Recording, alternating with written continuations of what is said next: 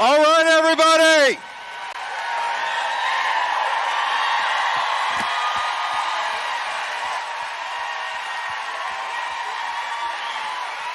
Welcome to Austin.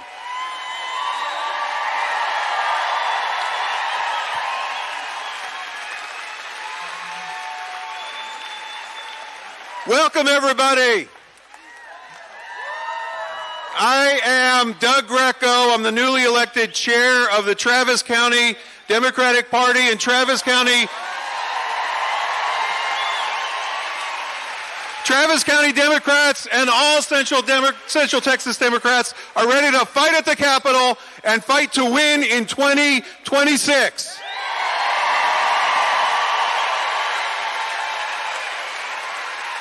And the only thing I'm going to say about that is the next election is going to be won and lost, block by block, neighborhood by neighborhood, precinct by precinct. That's where the real work is.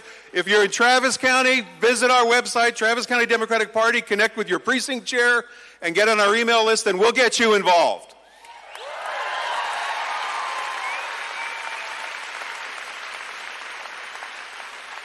I have the honor of introducing some of my fellow elected officials who are in the audience tonight, and I want to let's give them a big round of applause. My counterpart, the Williamson County Democratic Party Chair, Kim Gilby.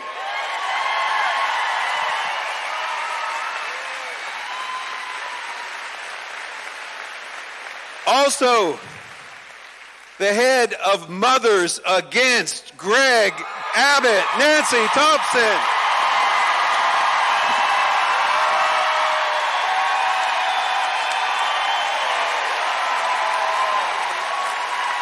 All right. And we have Travis County's own Travis County Constable, Precinct 3, Stacy Suits. Where's Stacy? All right. Representing Hays County Commissioner Michelle Cohen.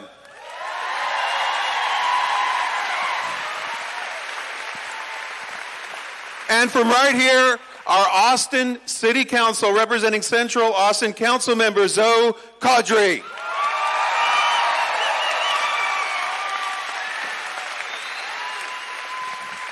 And if there's any other elected officials in the audience, could you please stand up? We'll recognize you together. Any elected official here?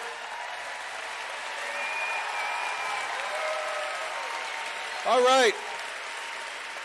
And remember, precinct chairs are elected officials too. Gavino. Okay. I'm going to get us started by introducing our first speaker.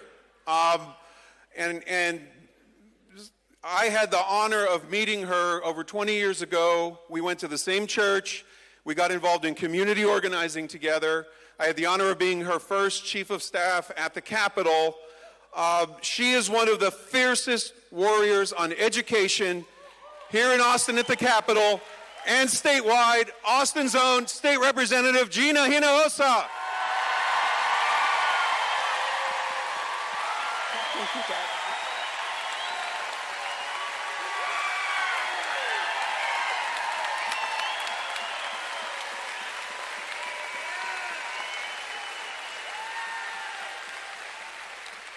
Thank you, Doug. This turnout is awesome. This is frankly nuts. I was having flashbacks to getting into the Rolling Stones concert, trying to get into this rally. This is incredible. Thank you.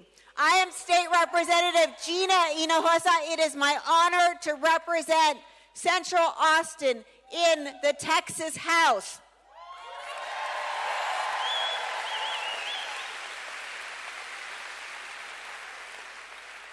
And it is my distinct privilege to welcome all of you to what is a historic first convening of what is a showdown to save America.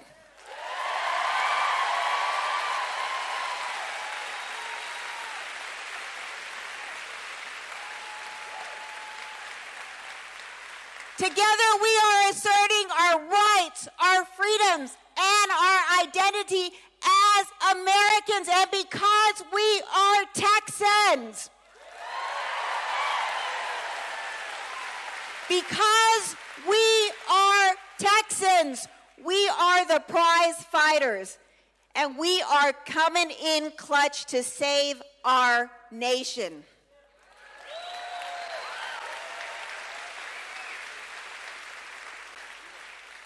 Because Donald Trump, that's all right. Donald Trump was mistaken. You see, it's understandable because he assumed that since our governor is a compliant coward,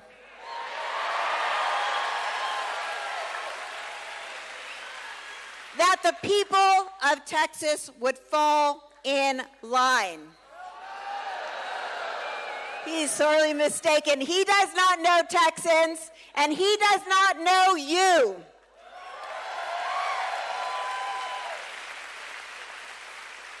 Donald Trump's about to find out. The opening salvo in this showdown was yesterday at the Capitol when hundreds of Texans showed up. For a sham of a hearing, they spoke truth to power. Like Ali Flores, Alex Mead, Susana Carranza, Gary Bledsoe, Alicia Perez-Hodge, so many more. They testified about this craven power grab and called it what it is. It is an attack on Texans, and it is an attack on America. Nothing less. Because for the first time in our nation's history, our U.S. Department of Justice is targeting congressional districts because they are black and brown. If you read the letter from Pam Bondi, it says that, and that is what Governor Abbott cites for adding redistricting to this 30-day special session that should be entirely focused on flood relief and saving lives.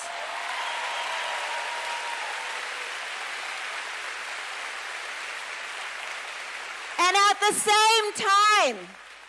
same time, Governor Abbott and Texas Republicans claim that when they drew these minority maps in 2021, they did not take race into account, which means they are targeting minority districts simply because they exist. Well, I've got news. We exist. Black and brown people exist, and we have a right to representation.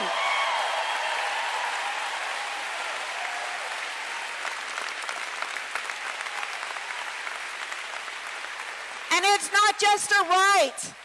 This summer I went with my family. We went to Philadelphia. We went to Independence Hall, where our founders signed the Declaration of Independence from the British monarchy. Remember, they did it under penalty of death should they have failed in their fight for freedom. Representation is not just a right. It is who we are as Americans. It is our identity. It is America, and it is exactly what Trump is targeting.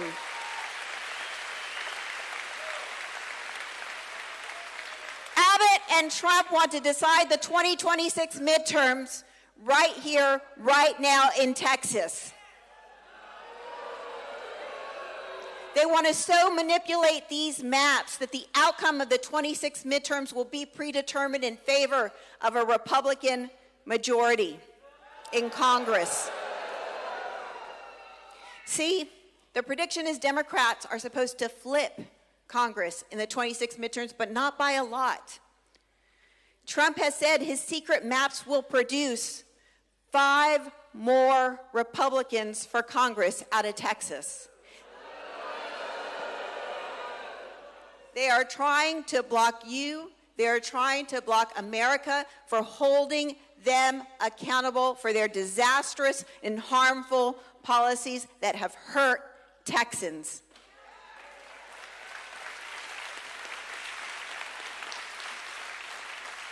So what do we do? What do we do? Well, yes, we fight, we do all the things, we do everything. We rally, we march, we protest, we testify, we organize, because we have 30 days to get the word out to our circles of influence. This is happening now. Everybody needs to know. Sound the alarms. And yes, I'm willing to break quorum and leave the state.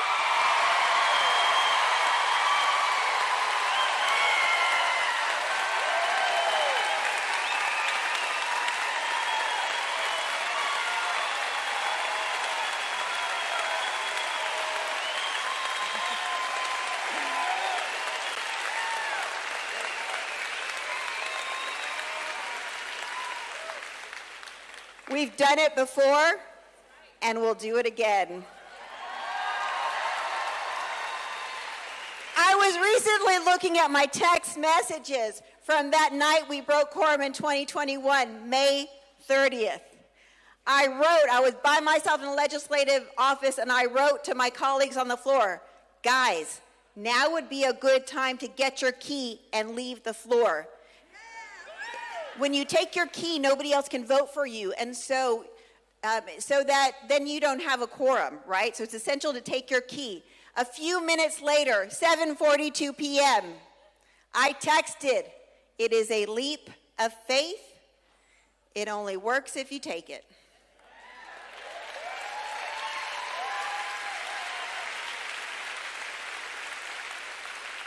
Within seconds, the first member to respond to my text was no other than Jasmine Crockett.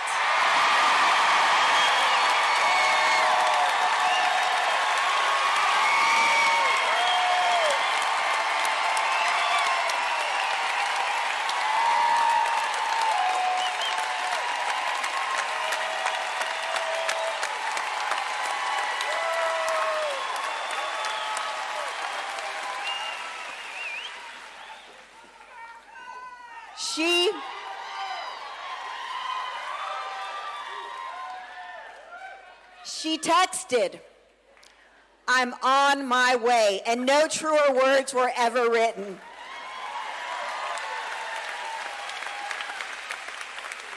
We could not have known that night what would happen, that our quorum break would be so successful and save free and fair elections in Texas. We just knew that it was the right thing to do, and sometimes when you give what you believe, everything you've got, the world responds, the universe responds in kind, and magic happens.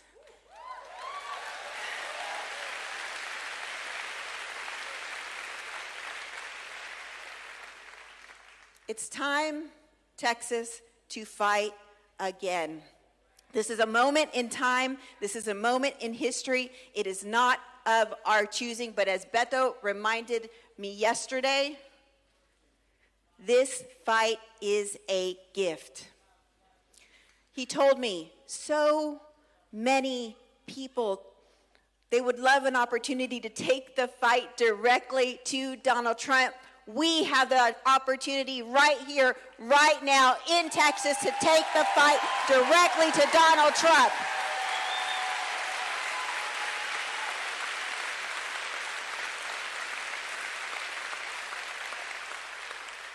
So it's time to give this everything we've got. Fortune favors the bold, the brave, and the badass.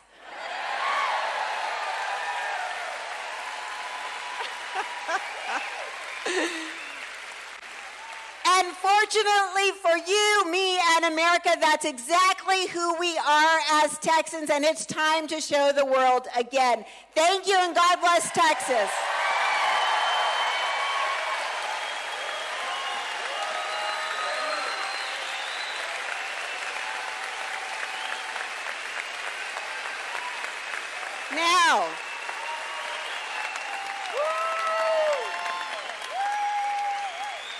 Now, it is my responsibility to introduce the next person, the next speaker, who is my colleague and my aisle mate on the floor of the House. He's like my little brother on the floor of the House. You may have heard of this kid. He is a hero and a champion for our neighborhood public schools, and he is none other. He is none other than James Talarico.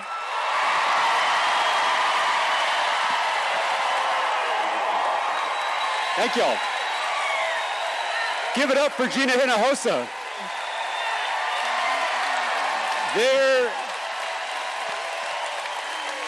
There is no fiercer champion for our public schools than Gina Hinojosa. And I was honored to lead the fight against Greg Abbott's voucher scam with her by my side. Before I was a politician, I was a public school teacher. I taught sixth grade language arts at Rhodes Middle School on the west side of San Antonio. And I often say that teaching middle school is the best preparation for politics. The west side is this beautiful, historic Mexican-American neighborhood. It's also one of the poorest zip codes in the entire state of Texas. So every day, my students struggled heroically to overcome poverty, overcome racism, overcome systems that were designed to hold them back. My students weren't just kids, they were survivors, dreamers, fighters. I saw it in their eyes, this unshakable resolve, this unconquered spirit. Their hearts burned with a fire older than the world. There was a word that the veteran teachers would use to describe the kids on the west side, a Spanish word, ganas. Growing up, I saw that same fight in my mother, a preacher's daughter from Laredo who left home at 19, moved up here to Austin, met my birth father, a 21-year-old high school dropout whose drinking problem sometimes led to violence. One night, he became abusive again. But that night, my mother's love rose to meet it. She packed all of our stuff into her little Ford Escort. She drove me to the hotel where she worked. She begged the manager to let us stay in one of the rooms until we found this little apartment here in East Austin, about a mile from this venue. There wasn't room for a nursery, so I slept in a crib in her closet. And she was so proud of that closet. She decorated it with toys and pictures. No one was going to tell her it wasn't a nursery. Like my students, my mom was a fighter. And back then, she looked over at the state capitol and she saw Texas Democrats like Ann Richards and Bob Bullock fighting for her. So when I was 5 years old, she told me we were Democrats because she said Democrats fight for the people. Now, let's be honest, we haven't seen that kind of fight from the National Democratic Party in quite a while. National Democrats don't know how to fight. They're comfortable on the coasts and comfortable with the status quo. But there's something about living in a red state that makes you scrappy. Because Texas Democrats know how to fight. Whether it was LBJ pushing the Great Society through Congress, or Barbara Jordan impeaching Richard Nixon, or our own Joaquin Castro impeaching Donald Trump,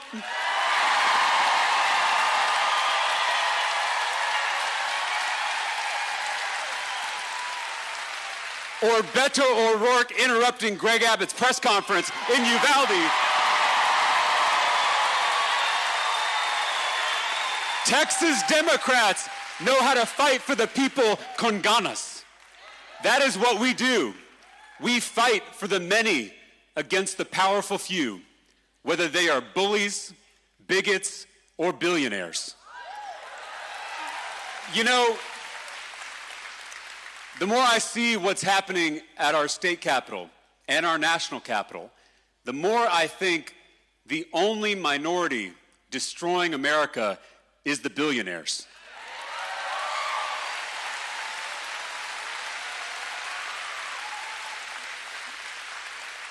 Trans people are 1% of the population. Muslims are 1% of the population. Undocumented people are 1% of the population. We are focused on the wrong 1%.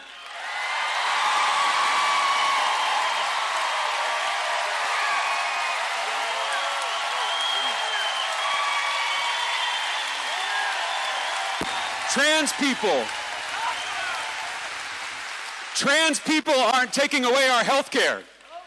Muslims aren't defunding our schools. Immigrants aren't cutting taxes for themselves and their rich friends. It's the billionaires and their puppet politicians. The culture wars are a smokescreen. So many of the divisions in this state and in this country are manufactured by billionaires who want us fighting each other instead of fighting them. They want us looking left and right at our neighbors instead of looking up at them. The biggest divide in our politics is not left versus right, it's top versus bottom. The people at the top, the Elon Musks and the Rupert Murdochs of the world, they work so hard to keep us angry and divided because our unity is a threat to their wealth and their power. So their social media algorithms and their cable news networks tear us apart. They divide us by race, by gender, by culture, by religion. It's the oldest strategy in the world: divide and conquer. They want us to be afraid of immigrant moms and gay kids so that we don't notice that they are abolishing the Department of Education, gutting our health care, and cutting taxes for their donors. They want to keep us from seeing all that we have in common. They want to keep us from realizing that there is far more that unites us than divides us. Because once we do, we will come together across race, across gender, across culture, across religion to take power back for ourselves and our communities. That's what they're afraid of. That is why Donald Trump is trying to rig the next election. He and his allies in Congress just passed the largest transfer of wealth in American history with their big, beautiful bill. Literally kicking millions of people, including millions of Texans, off their health care to fund tax cuts for billionaires. They know that's unpopular, but they don't care because they have a plan. Trump just called Governor Abbott and told him to redraw the political maps in Texas to get him 5 more seats to protect their majority in the next election, regardless of how we all vote. And Texas is the testing ground for this strategy. If their power grab succeeds here in Texas, they're going to do the same thing in every red state across the country to rig the 2026 elections. You know, normally, when you pass unpopular policies, you lose the next election. That's how a democracy is supposed to work. Unless one side cheats. If they get away with this, they will never have to fear the voters ever again. They can enrich themselves and their donors with impunity, with no consequences, with no accountability. This is the rot at the core of our broken political system. Politicians choosing their voters instead of voters choosing their politicians. In any other industry, this would be called a conflict of interest. And it's why I have already filed a bill that would take the power to draw political maps out of the hands of politicians and put it in the hands of the Texans we seek to represent. This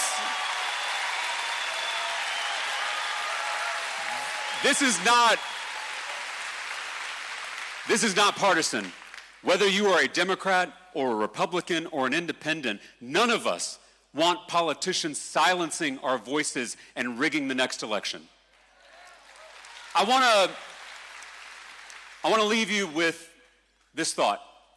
My granddad was a Baptist preacher in South Texas, and he taught me when I was real little that we follow a barefoot rabbi who gave 2 commandments: love God and love neighbor. Because there is no love of God without love of neighbor.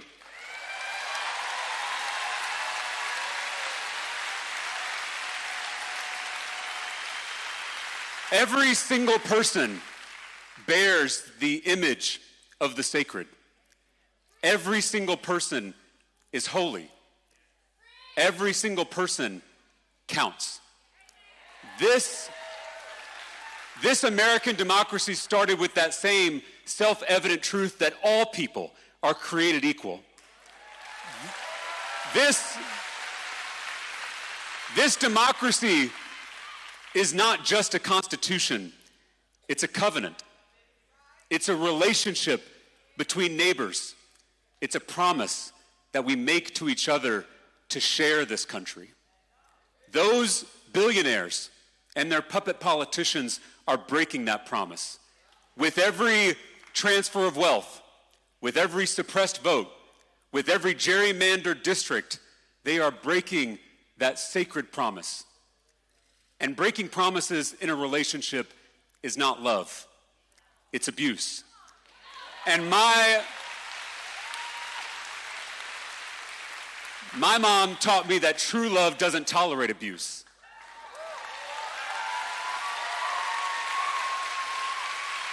"2,000 years ago, when the powerful few abused the many, that barefoot rabbi walked into the seat of power and flipped over the tables of injustice. His love rose to meet abuse without becoming it. To those who love democracy, to those who love our neighbors, it's time to start flipping tables."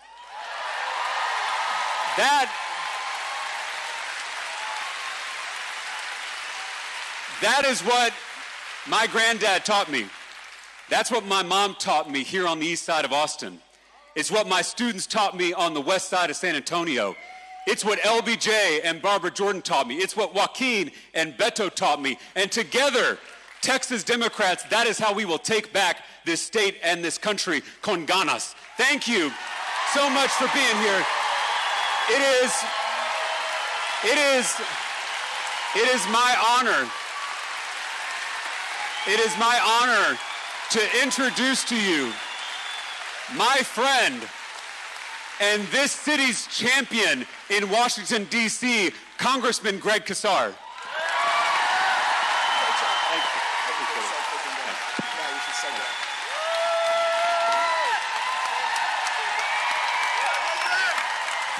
Buenas tardes, Austin, Texas. Buenas tardes, Austin, Texas.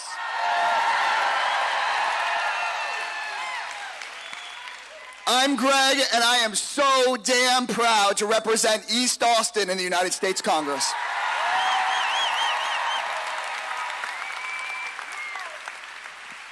And I gotta tell you, Donald Trump is so damn scared of Austin, Texas. He is so scared. He's scared of all of you guys. He's scared of thousands of people here tonight who are gonna organize like hell as we expose his crime and corruption every single day.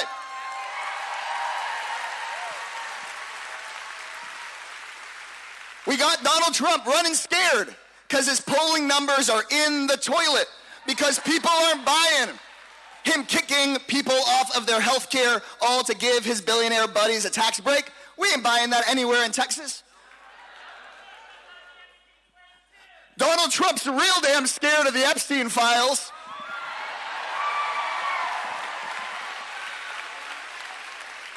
In fact, part of why me and Congresswoman Crockett get to join y'all tonight is because they tried to send us home before we could get a subpoena, but we got one right before we got on the plane.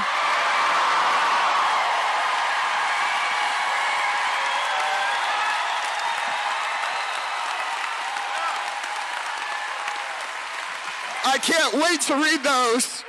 I cannot wait to read those, guys. Oh, man. Yeah. We forced that vote, and our committee is about to get that stack of files. And he is running scared. Donald Trump is scared of Austin, Texas, because you guys send new, young, progressive voices to Congress to transform the Democratic Party into a fighting party again.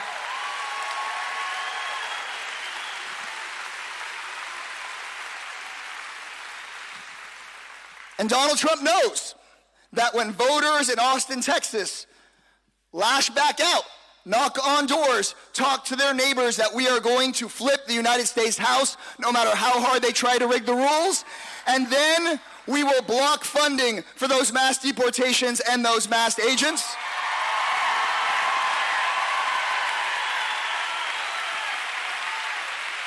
He knows that we will block his attempts to kick people off of their health care, and he knows that we will get off of this road to authoritarianism and put us back on a road to a more perfect union.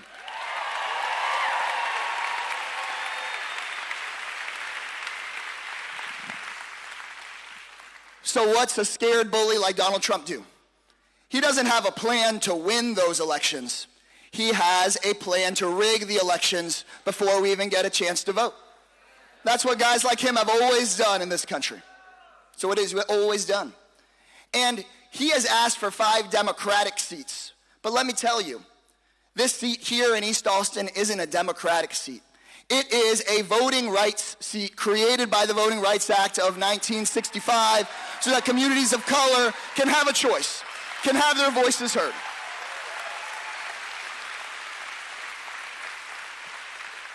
So what Donald Trump has called up Greg Abbott and asked him to do is to carry his water and put a nail in the coffin of the Voting Rights Act in the same state that sent a U.S. president once to the White House to sign it.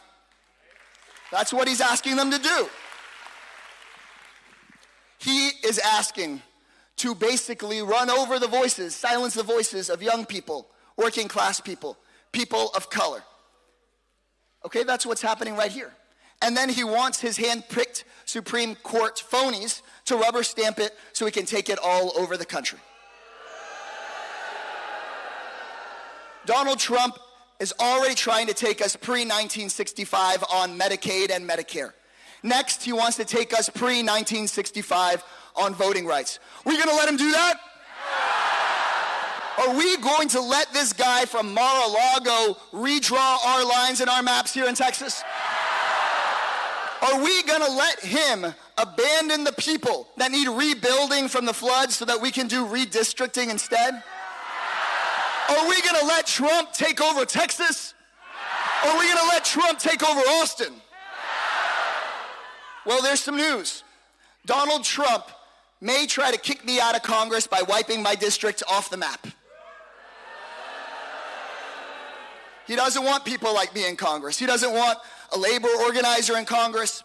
He doesn't want an immigrant rights champion in Congress. He doesn't want an abortion rights champion in Congress. He doesn't want new, young progressives in Congress who will make our Democratic Party pro-worker and anti-billionaire. He doesn't want that. But I have some bad news for Donald Trump. Texans aren't scared of a fight, and I'm not going anywhere. We're not going anywhere.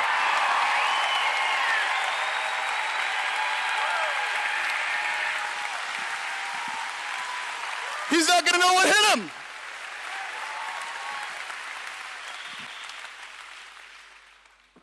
Guys, this is the fight of our lives. We're not going to let Donald Trump take our voices. We're not going to let Donald Trump take our votes. This is our state. This is our home. This is our country. This is our future, and we're going to take it back. We're going to take it back.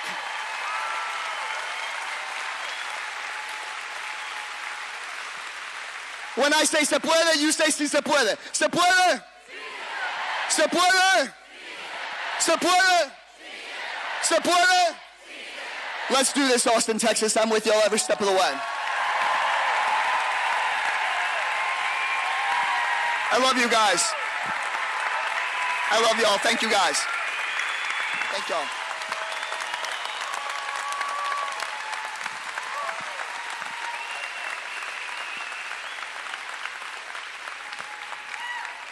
So I've had to do some hard things in Congress. This is my introduction to the next speaker. I've had to do some hard things. One of the hardest things I ever had to do was keep a straight face while my seatmate called out Marjorie Taylor Greene. You guys know the time.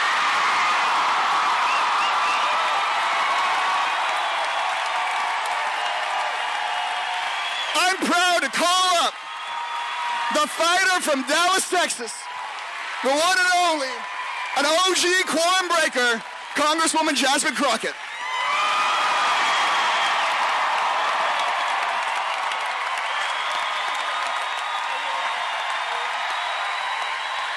I'm just getting her back. Oh my gosh.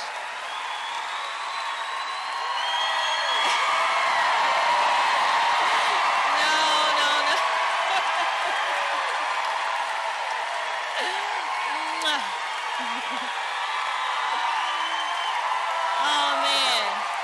Y'all are too kind. You're too kind.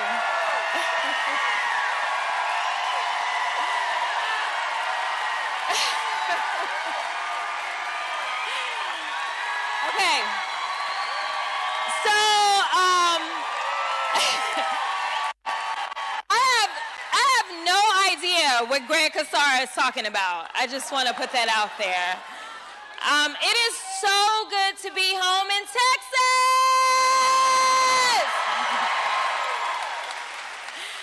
You know, as I sat there and I'm listening to these amazing speakers, and it reminded me of some of the things that I missed the most about the Texas House. My former colleagues, they're amazing. Please clap it up again for these amazing state representatives. And Gina took us back to breaking quorum. Oh, buddy. I feel like I need to post my picture. We took these pictures with our keys. But nevertheless, one of the things that Gina talked about when she got up here was about taking a leap of faith. And I want to let you in on a little thing. I've done an interview here or there in my life.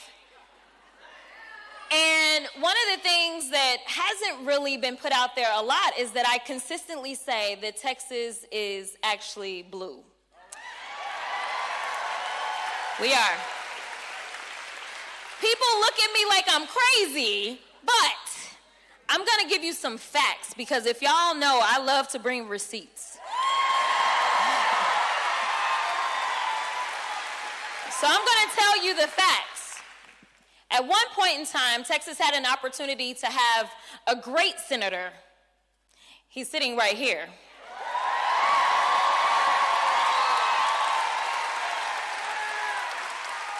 Somehow we ended up with Cancun Cruz.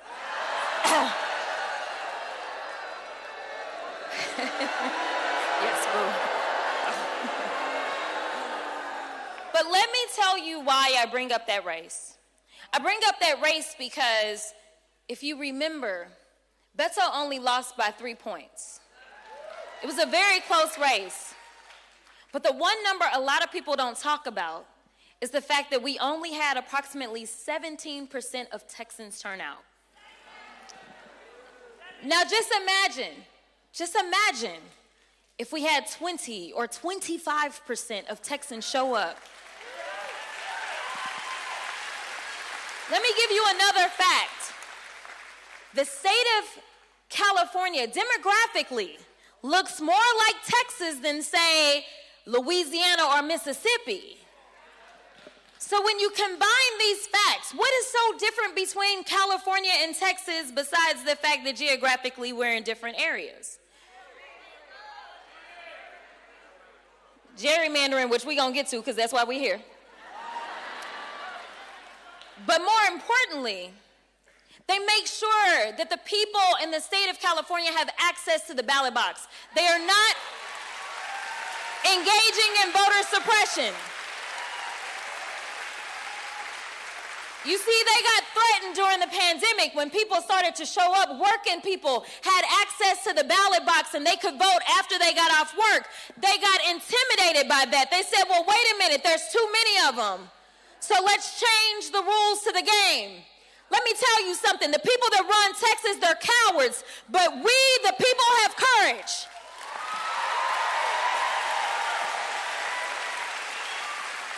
So everybody knows that gerrymander is like an ugly word, but most people can't truly understand how insidious it is. So let me tell you this, another statistic. Donald Trump won the state of Texas by approximately 56%. But Republicans in Congress, they represent a little bit more than 56% from the state of Texas. In fact, they represent 66% of our delegation right now. It's because the seats are already rigged. But they've decided that they want to rig them a little more.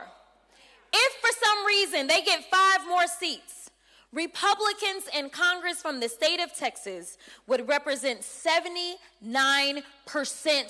of Texas. Make it make sense. It doesn't make sense. Listen, I'm not here to be partisan. Clearly, I'm a Democrat. Clearly.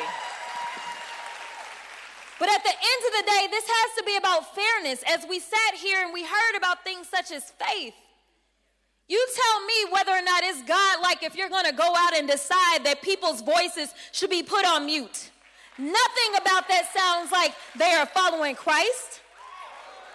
Nothing about passing a bill that is going to take health care away from approximately 17 million people in this country sounds Christ-like. Nothing about taking food out of the mouths of children and people that are already struggling to the tune of taking hundreds of billions of dollars out of food for our country.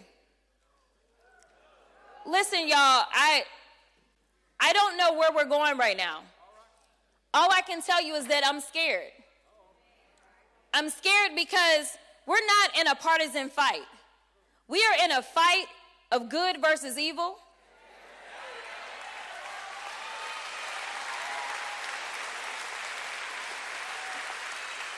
When Joe Biden ran for president in 2020, he said he was fighting for the soul of America. I am here to tell you that we have nothing but soulless people that are currently running everything in D.C. I am here to tell you that if the Texas legislature does as they've been told, it is nothing but soulless cowards that we have right here in our state. So, I started this off by talking about taking a leap of faith. That is what Gina talked to us about. Texas, I'm begging you to take a leap of faith. I believe in you, the people. I believe that we can get this done. I don't believe that we are a red state. We are a blue state, but you have to believe. You have to take a leap of faith. So I'm asking you, no matter what happens, I need you to show up. No matter who it is that is running on the ballots, you need to show up. And when you show up, you need to take somebody else with you. When you show up, you need to tell them this is who we are as Texans. When you show up, you tell them we are not going to stand for this bullshit. When you show up, you tell them that it is we, the people, and not you, the dictator, Mr. Trump. I want you to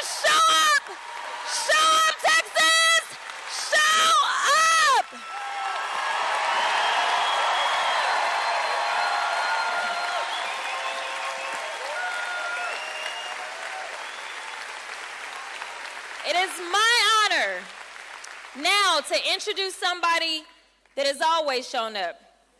He usually showed up in pairs of two. They both show up. Must be nice. Nevertheless, we're talking about someone who has been a champion on healthcare because he has his own struggles and he has been very vulnerable in sharing his own story about what it is to have to maneuver the healthcare system and to fight cancer at the same time. We are so blessed in the state of Texas that the Democrats that we send to DC are real ones. We are real people that are fighting for real people every single day.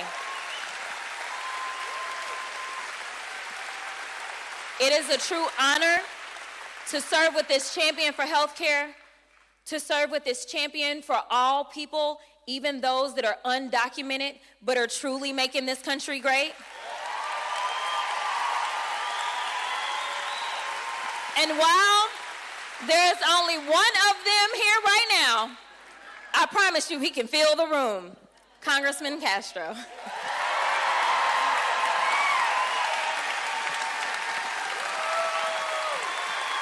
Good evening, Austin. How are y'all doing?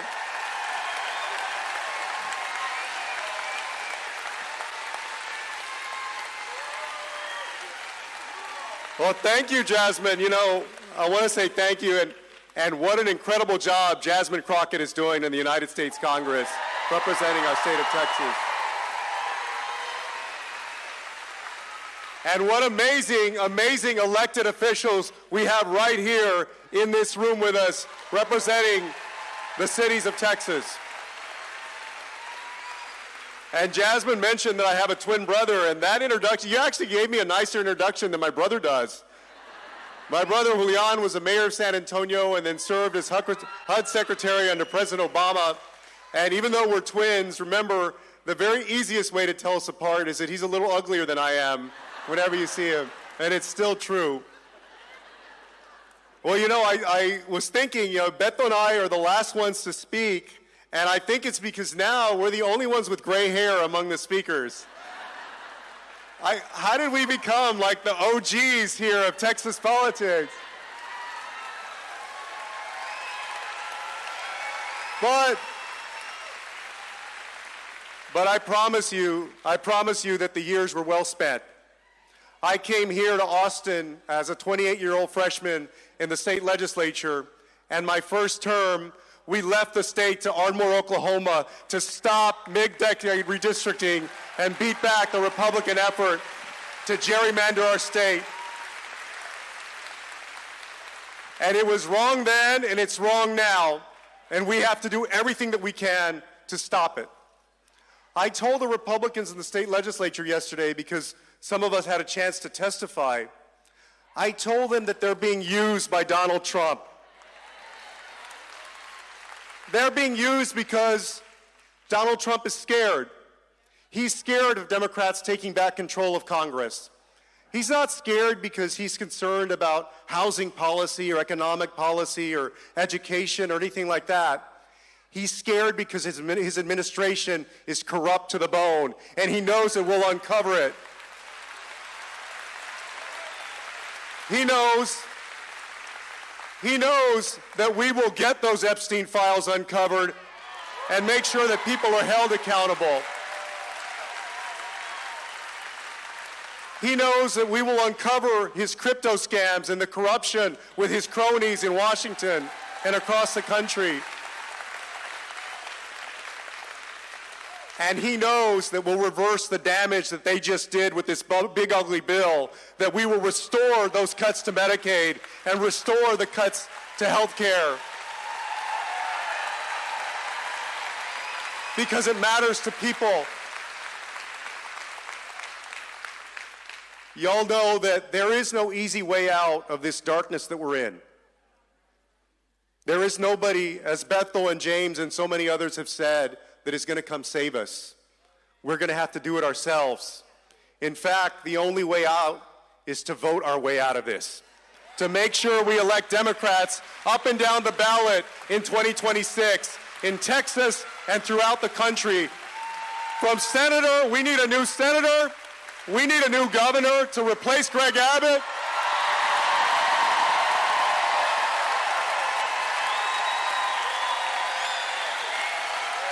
Listen, when somebody can't keep the lights on, when they can't help save people who are drowning in a flood, when they betray the people of Uvalde and the people of Texas and lie about it over and over again, to me that means they have to go. They need to be replaced.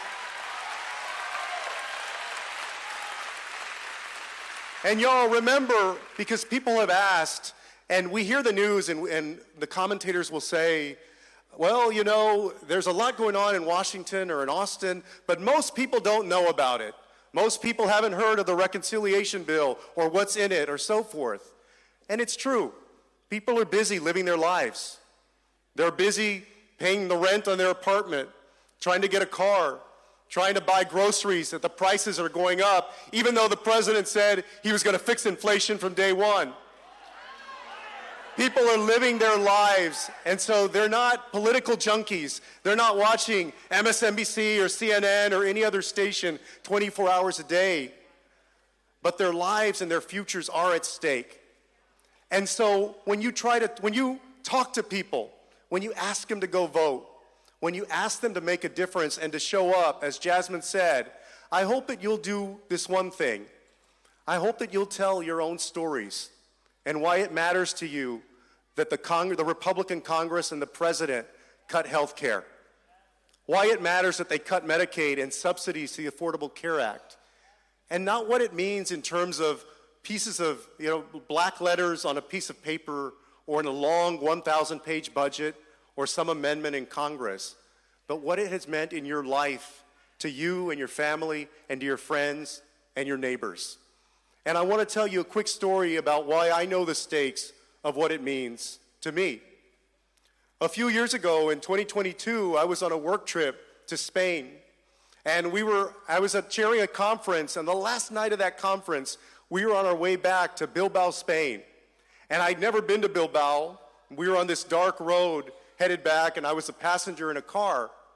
And as we were driving, the driver hit a wild boar going about 65 or 70 miles an hour. Now, those of you that have ever hit livestock on a road, you know what happens to a car and how hard that impact is. And so, as you can imagine, the front part of the car was crashed in, and the windshield was all cracked, and the airbags came out. And I'd never been in a car crash, actually, that was that violent.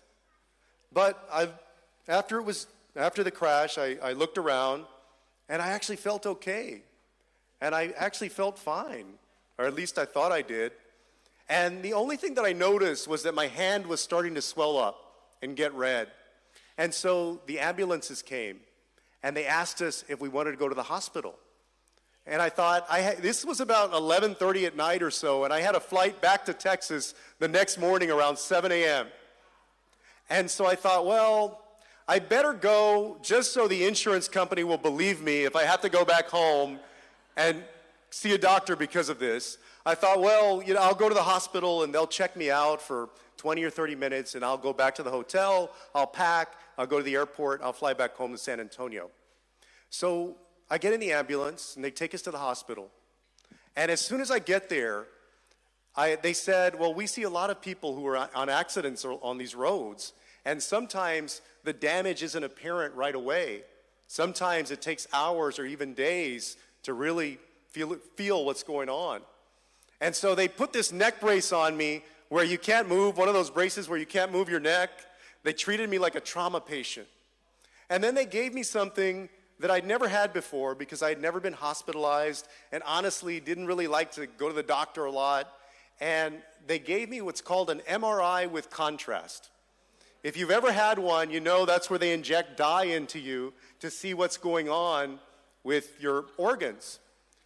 And so I was there, they gave me this, it was about 45 minutes, and the doctor came back and she said that they were going to let me go, and they were moving me to the front. And they were going to take out the IV because when you go to the hospital, one of the last things they do is they take out your IV and then they let you go. But before they did that, we were in this curtained off area. She came back And she closed that curtain behind her, and she came up to me. And I was speaking in English, and she was speaking in Spanish. And there was never a moment where I wished that my Spanish was more perfect than at that moment. But she said, I hate to be the bearer of bad news, but my radiologist called to me, and he believes he sees 2 neuroendocrine tumors that had moved from your small intestine into your liver. And this doctor in the middle of nowhere in Spain was telling me that I had cancer. And so right away, for those of you that have ever been told that or been with a family member who's had that news delivered to them, you're in shock and a kind of panic. That day, my youngest child, my daughter, Ana Valentina, had turned 2 months old. And so I wasn't actually thinking about me for a minute. I was thinking about my kids and whether they would have a father who would walk them down the aisle or see them graduate from high school and from college, and how long I would be around for them. And you can imagine that when I got back home, I had a million different appointments in San Antonio and then at MD Anderson in Houston. And I had surgery in 2023 in February and stayed in the hospital for 10 days. And they took out a bunch of stuff, part of my intestine and my gallbladder and my appendix and other stuff. And I realized at that hospital, because if you've ever had surgery, one of the things they ask you to do is they ask you to walk around to recover from that incision and that surgery. And so I was doing my laps, you're on that machine where it checks your pulse and your blood pressure, and I'm walking around, I got the incision, and there's other people that are walking around and you're passing them. And you realize at that moment that politics doesn't matter. People's politics, and whether they're conservative or liberal, Democrats or Republican, it all fades away because everybody is trying to survive. Everybody is working to survive.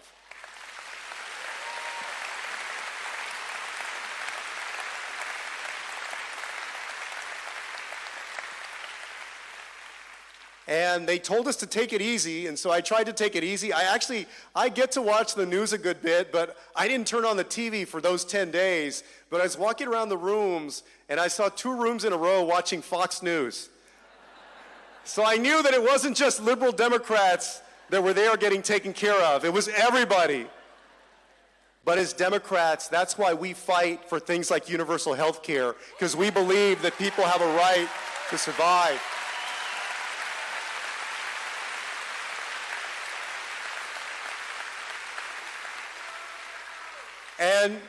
And thankfully, those tumors that I still have in my liver, they take up about 10% of my liver.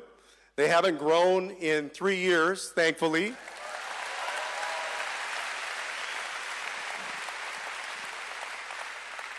But here's the part of the story that I really wanted to share with you and why I believe all of us are fighting.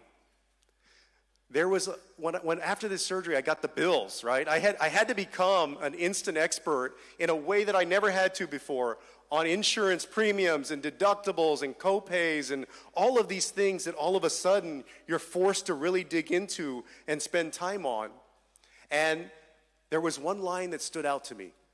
It was the line for this treatment that I have to take every month that I'm getting next Monday in San Antonio. It's a drug called lanreotide.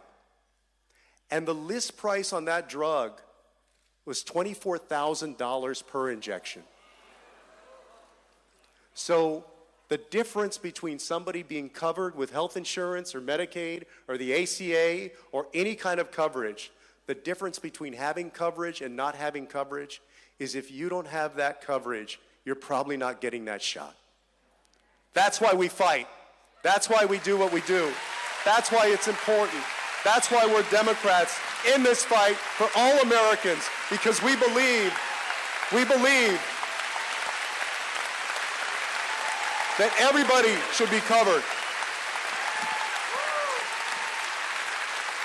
Thank y'all so much for everything that you're doing. We're going to vote our way out of this. Send every text that you can. Then give every dollar you can. Do everything that you can. And in 2026, will elect Democrats statewide in Texas. And in 2028, we'll say goodbye to Donald Trump and elect a Democrat to the White House.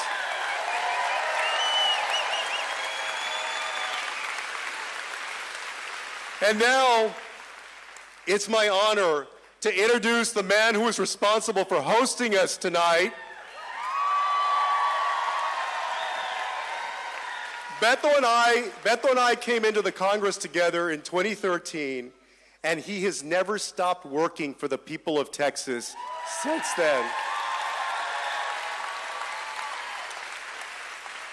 Folks, I think if you're here, I don't need to tell you, but I'll say it. There is nobody in this state that has worked harder over the last many years to make sure Democrats win elections up and down the ballot than Beto O'Rourke. Thank you, Beto. Really good. Thank you. Thank you. Good to see everybody. Morgan. All right. Hey, let's hear it for Joaquin Castro, Gina Hinojosa, James Talarico, Greg Casar, Jasmine Crockett in her absence. I don't know about you, but I feel a whole hell of a lot better after listening to these leaders, these folks who are fighting on our behalf day in and day out here in Texas and across the country. Every single one of them who took this stage is a fighter. Every single one of you who came here tonight to listen to them is a fighter. So I want you to think about this. What happens if all of this is over before the fight has really begun? From the moment that he was appointed chancellor in January of 1933, it took Adolf Hitler only 53 days to destroy German democracy. And at every turn in those 53 days, every time he defied the German Constitution, every time he exceeded his lawful authority, every single time he tried to run past the rule of law, the German press, the German politicians, and most importantly, the German public did far too little, far too late. In 53 days, he went from a buffoonish thug who could barely hold power to the undisputed master and dictator of the German people. In the 6 months since Donald Trump has been sworn in, we have been borne witness to him defying federal judges, a co-equal branch of government, dismantling congressionally chartered agencies and departments, colluding with corrupt public officials, and through his executive actions, trying to dispense with the congressional safeguards, the constitutional protections that have kept us up until now a nation of laws and not of kings. And now he wants to grab even more power because Donald Trump understands that these deeply unpopular policies, taking millions of people off of Medicaid, transferring billions of dollars from working Americans to the wealthiest 1%, sending thugs out to terrorize like Gestapo tactics our fellow Americans. This stuff is unpopular, and without 5 more seats in the state of Texas, he's unlikely to hold on to the House of Representatives. And if he can't hold the House, there will be a check on his lawlessness. There will be accountability for his crimes and his corruption. There will be the very real prospect of free and fair elections going forward. But I want you to know this, that Donald Trump understands the stakes clear as day. And so, with these Texas Republicans, thick as thieves, they try to steal the 2026 election in the summer of 2025 right here in Texas by ramming through this gerrymander. Now look, those are the facts. And if we fail to prevent this, if we fail to hold on to these seats and to win a majority in the House of Representatives, then the consolidation of authoritarian power in America will be nearly unstoppable. What does that mean? It means more masked, plainclothes, federal agents without warrants or badges sweeping fellow Americans up off the streets. It means that more of Donald Trump's political opponents targeted for retribution, for persecution, for violence even. And it means it is more likely that a complicit, cowardly Republican majority Congress will roll out the royal red carpet for Donald Trump's third term.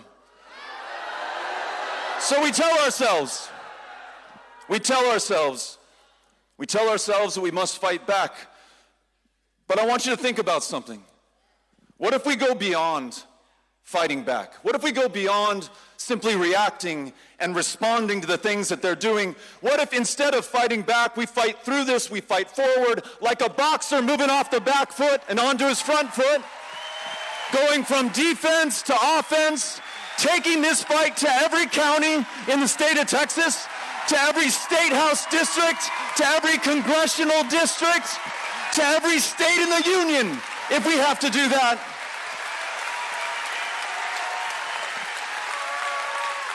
To no longer await the punch thrown by these would-be fascists, but to throw ours first and to throw ours harder. What does that look like?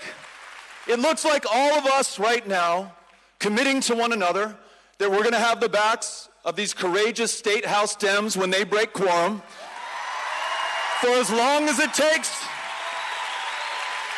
the resources that they need, the encouragement that they need, the moral support so that they can prevail. And what about this? What if in states where Democrats hold power right now, we seize the initiative?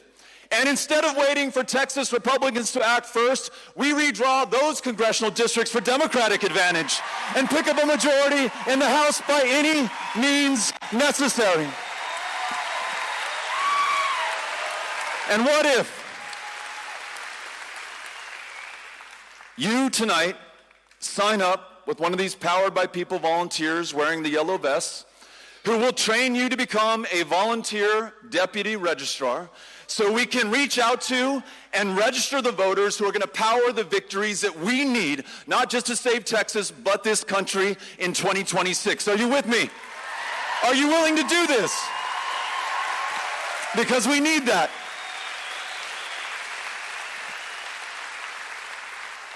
And what if, beyond just sounding the alarm to the threats that we face in this country today, we also share with our fellow Americans, give them a reason to save America. Imagine America that is worth saving, an America where we replace Trump's corruption and crimes with a true American democracy, a political democracy where every single person who's eligible can vote, without suppression, without intimidation, but an economic democracy as well.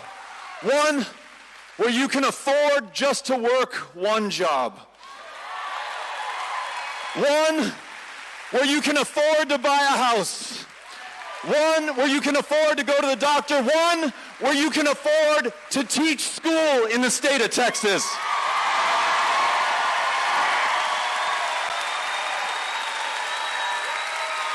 And what if we really stood for human rights in this country and human rights abroad? What if we made sure that no matter who you are, you're treated with the dignity and respect that you deserve as an American and as a human being? And what if this country was no longer complicit in the bombing and the starving and the slaughtering of children in Gaza? And we use the awesome power of America to convene the nations of this world to establish an independent, sovereign state for the Palestinian people and to contribute to their safety and security and that of the Israelis and of everyone who lives in that region.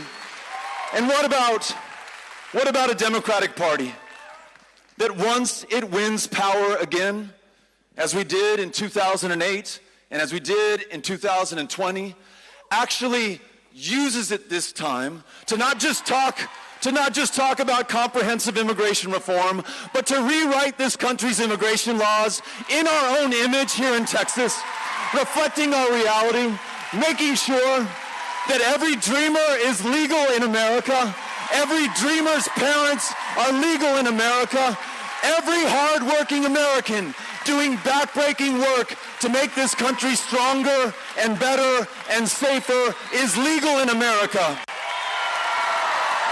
Contributing even more to the success of America as full U.S. citizens. Now look, there are some among us who will doubt if this is possible. Who are we against literally the most powerful man on the planet, who is backed by the wealthiest people anywhere in the world?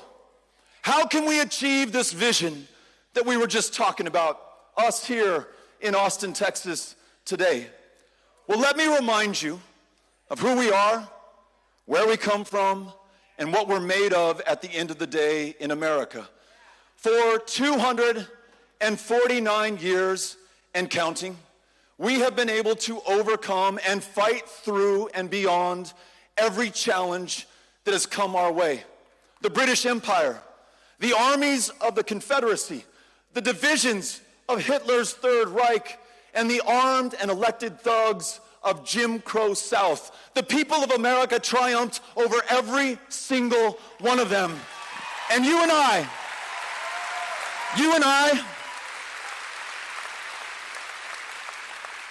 these 249 years now flow through to us today here in Austin. And what we do with this inheritance is going to define us in history and will determine what our future is as a country. And so I ask you today to not allow the moment to pass without a fight, and to make sure that each of us does all we can with what we have, where we are, right here tonight in Austin, and every single day going forward. We fight on every front, and we fight until we win. Are you with me? Are we together? Let's keep up the fight. Let's keep the faith. Let's go out there and win. Thank you, Austin. Thank you to these folks here. Come on up. Come on up.